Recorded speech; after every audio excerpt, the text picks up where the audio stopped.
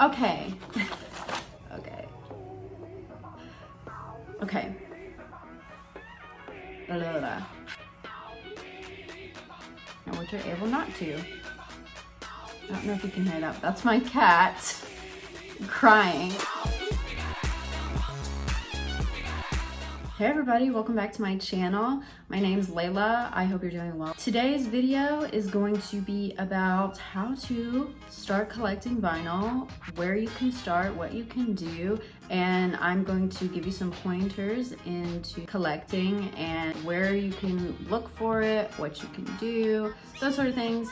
So let's just get into it. Here's some of my tips for starting out and where to begin. Number one, this kind of goes without saying, but I would assume if you are collecting vinyl, you want to listen to your records. Sometimes people don't, that's okay. Sometimes people just simply want to collect it to have it as a collectible. But I would assume most people who collect records want to listen to them. So it goes without saying, one of the fundamental first steps is to have a record player.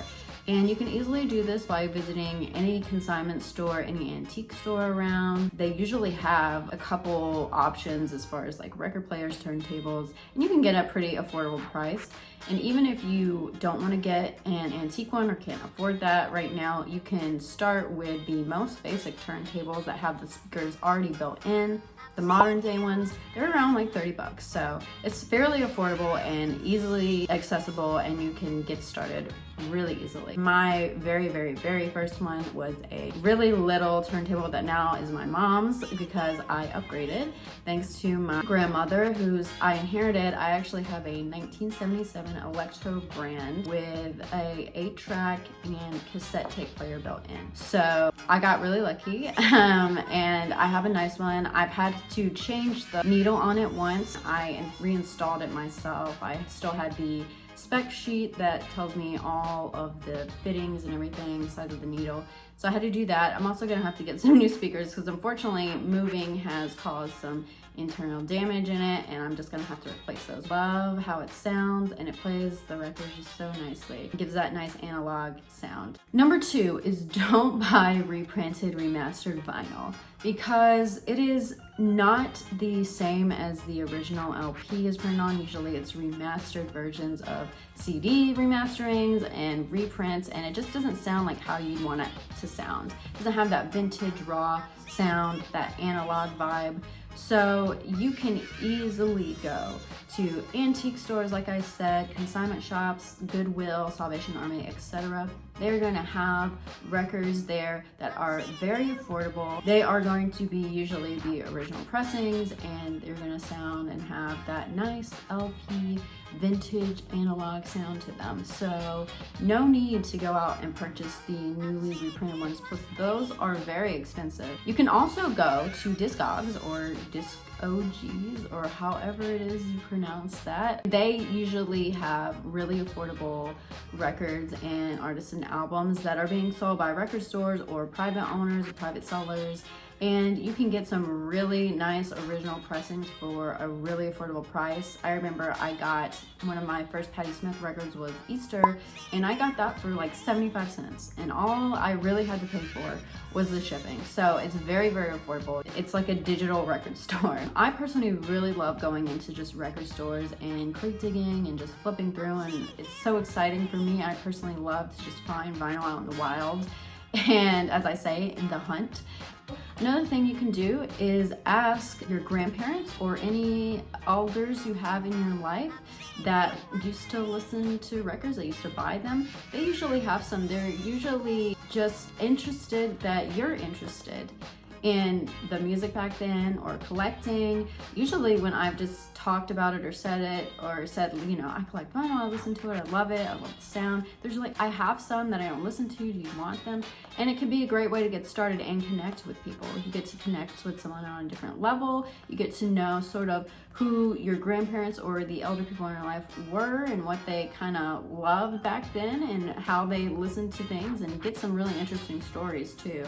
And usually they're happy to help you collect and can give you some really cool titles. I've gotten a lot of really nice records from my grandparents who have just donated them to me because, you know, they don't listen to them anymore. So another option to do, just ask around, talk to people. Usually they're very helpful and they want to assist you in listening to this to keep it alive.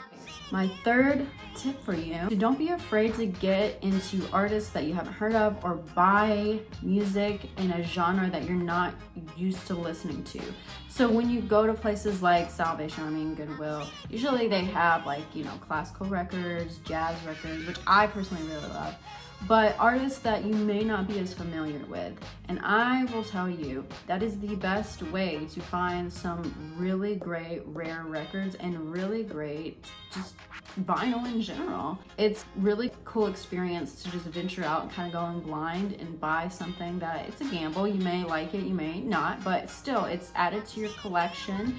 And you would be surprised at some rarities you can find there that people just don't know that they have, and they just donate it, and you can get it for a very affordable cost. Don't be afraid to get into these sort of unknown artists or artists you might not be familiar with. Don't be afraid to go outside your genre. It's a really great experience and a great part of collecting vinyl. My last tip for you, don't let people shame you for what you're not able to get or not able to find. This is kind of rare. I haven't really stumbled into many people that are like this, but I have stumbled into a few of them. But everybody starts collecting at different times, at different points. Everybody has to start somewhere. There's different levels of collecting, but where you are right now, just beginning, is fine. Don't feel intimidated just because you may not have a certain album or you may not be able to get a certain edition. The main point is that you're having fun, you really like collecting it, and it's the journey. There's no race, there's no end. It's just a all-around good time. It's a roller coaster of a ride through music collecting, vinyl collecting. No one should be making you feel a certain way or making you feel bad about yourself. If they are, run.